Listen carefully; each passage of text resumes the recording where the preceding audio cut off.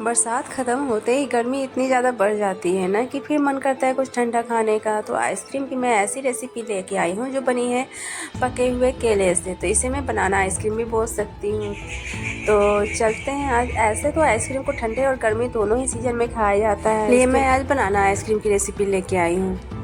राम राम जी दोस्तों, कैसे हो आप लोग। मैं सुरभि ठाकुर स्वागत करती हूँ अपने इस यूट्यूब चैनल पे। तो आज मैं ऐसी रेसिपी लाई हूँ कि जो घर में बहुत ज़्यादा केले पक जाती है ना, कम केले पकी हो या फिर बहुत ज़्यादा पक गई हो तो उसे फेंके नहीं। और क्या है ना कि मैं इतनी अच्छी रेसिपी लाई हूँ कि जो आप बनाइएगा ना इसकी आइसक्रीम तो बहुत ही टेस्टी बनेगी। तो चलिए आज हम आज केला की ही आइसक्रीम बनाते हैं। तो फिर पहले हम क्या करेंगे ना, केला को अच्छी तरह से छील लेंगे और इसे छोटे छोटे टुकड़ों में हम काट लेंगे। तो जैसा कि आप देख रहे हैं इसी प्रकार हम छोटे छोटे टुकड़ों में सारे केले को काट लेंगे। तो हमारी जो है ना सारे केले कट गई हैं। तो इसे मैं एक एयर टाइट डब्बे में रख देती हूँ पूरे को। जो जैसे अगर आपके पास अगर एयर टाइट डब्बा नहीं है तो जो सब्जी वाली पॉलीथीन होती है ना उसमें भी टाइट करके, जिसमें उसकी एयर जो है ना अंदर तक नहीं जाए। हम इसलिए करते हैं ना, इसके ऊपर जब हम आइस वाले में जो फ्रीज़र में रखेंगे तो उसके ऊपर है ना बर्फ़ जमने लगती है, तो वो नहीं जमनी चाहिए।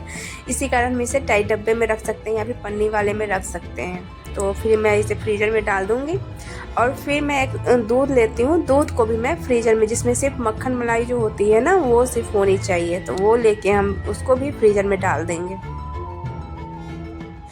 इसे भी हम फ्रीज़र में डाल देंगे। इसके बाद हम क्या करेंगे ना, एक कटोरी में लेंगे आधा कटोरी के लगभग दूध, और वो भी गर्म दूध मलाई वाली ही होनी चाहिए। और 2 चम्मच के लगभग मैंने कस्टर्ड पाउडर लिया है। तो आप इसमें बनाना एसेंस भी ले सकते हैं। एसेंस भी मैंगो एसेंस हो, बनाना एसेंस हो और कस्टर्ड एसेंस हो, जो भी चीज़ है आपको डालनी। तो मैं कस्टर्ड पाउडर डाल रही हूँ और इसमें आप चाहें तो कॉर्नफ्लोर भी डाल सकते हैं 2 चम्मच।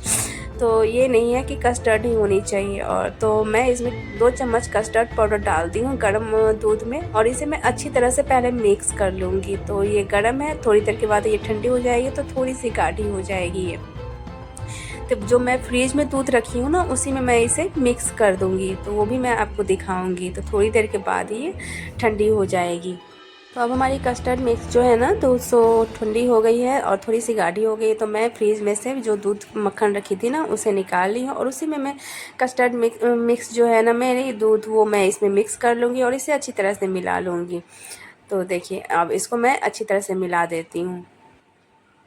तो दोस्तों अगर आपको मेरी रेसिपी पसंद आएगी ना प्लीज़ तो आप लाइक ज़रूर कर दीजिएगा और मेरे चैनल को सब्सक्राइब भी कर दीजिएगा और बेल आइकन भी दबा लीजिएगा, जिससे मेरी नोटिफिकेशन आपको मिलती रहेगी। मैं हर रोज़ एक नई रेसिपी ज़रूर लेके आती हूँ, तो आपको भी नई नई रेसिपी की नोटिफिकेशन मिलती रहेगी। और आज मेरा गला थोड़ा फंसा हुआ है, इस कारण से आवाज़ थोड़ी भारी भारी आ रही है, तो उसको थोड़ा इग्नोर कीजिएगा। तो अब मैं क्या कर रही हूँ ना कि एक चढ़ाती हूँ कढ़ाई,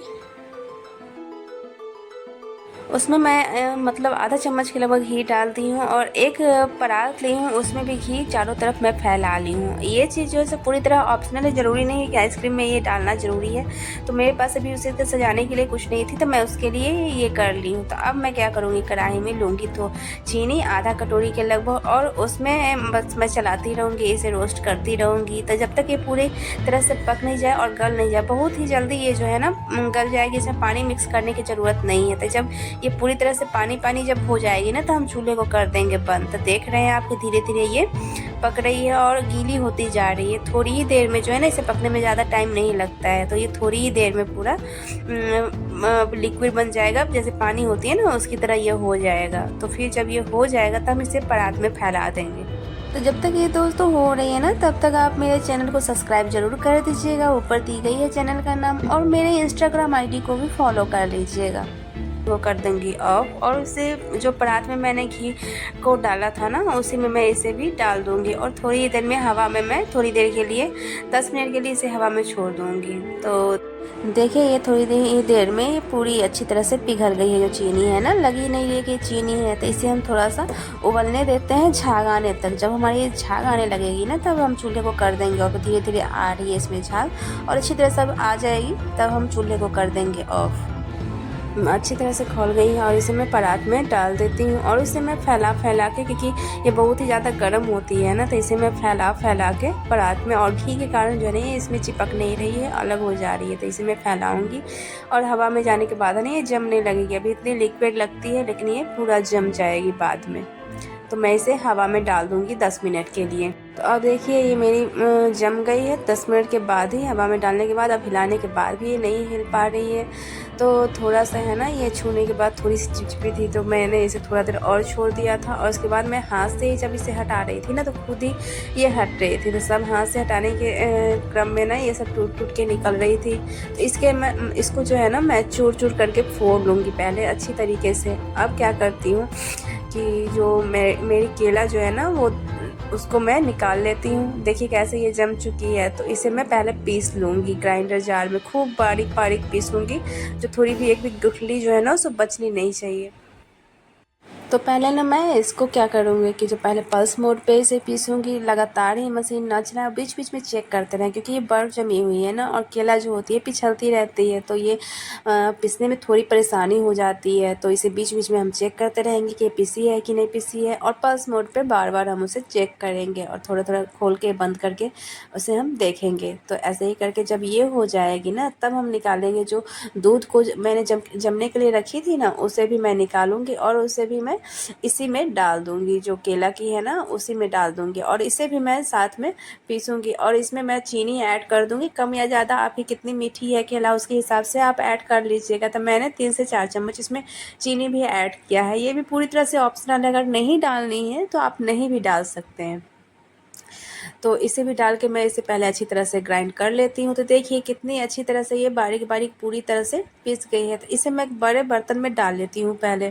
तो अगर आपके पास अगर ड्राई फ्रूट है तो उसे बारीक काट लीजिए और इसमें इसी टाइम में आप मिक्स कर लीजिए, क्योंकि ये हमारी फाइनल काम जो है सो हो चुकी है। अब इसे ये वाली जो हम डालेंगे ना, तो इसके बाद वो खाने वाली हो जाएगी। तो इसी में अगर ड्राई फ्रूट है तो वो डाल लीजिए। तो मैं अभी ये कर रही, जो चीनी की मैं बनाई थी ना, उसे मैं पहले क्रश कर लेती हूँ अच्छी तरीके से। तो ये पतला जब बारीक मैं फोड़ लूँगी इसे, तो इसे मैं पहले आधा क्या करूँगी मिक्स कर लूँगी उसमें, और आधा ऊपर से सजाने के लिए मैं डाल लेती हूँ। तो मेरी हो चुकी है ये।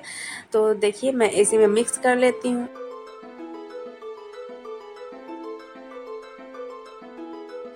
और इसे डालने के बाद पूरी अच्छी तरह से मिला देते हैं। और उसके बाद मैं एयर टाइट डब्बे में फिर से इसे रखूँगी। तो क्योंकि जो मैं कटोरी में रखी हूँ ना जार, मतलब उसमें, तो वो है ना अच्छी तरह से इसमें जमेगी नहीं, तो मुझे इसको भी एयर टाइट डब्बे में डालना पड़ेगा। तो मैं ली हूँ एक डब्बा और उसमें मैं इसको डाल दी हूँ पहले।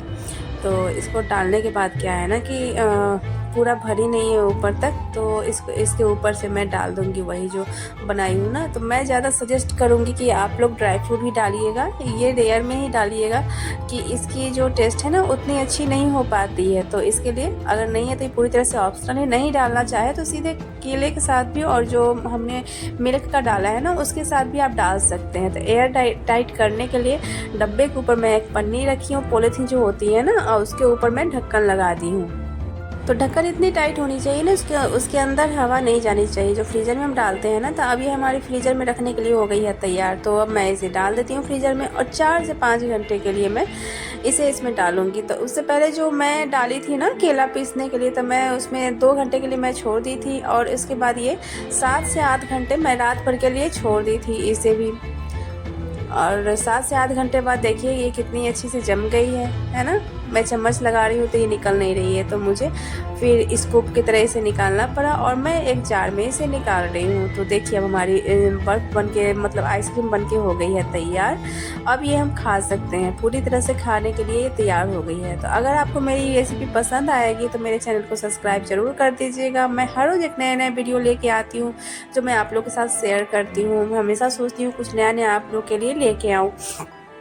तो आप लोग कमेंट भी करके बताइएगा कि कैसी लगी आपको ये रेसिपी, और लाइक भी कर दीजिएगा और शेयर भी करिएगा अपने दोस्तों अपने रिश्तेदारों के साथ, कि जो भी जैसी भी होती है मैं आप लोग को बताती हूँ कि हाँ ये अच्छी थी नहीं अच्छी थी, तो आप उसी हिसाब से बनाइएगा। तो ये आइसक्रीम ना टेस्ट में बहुत ही ज़्यादा अच्छी थी, और इसकी जो बनाना की टेस्ट थी ना वो भी आ रही थी थोड़ी अच्छा, वो भी बहुत ज़्यादा अच्छी लग रही थी। तो कल फिर मिलते हैं एक नए रेसिपी के साथ। Thank you for watching, bye bye.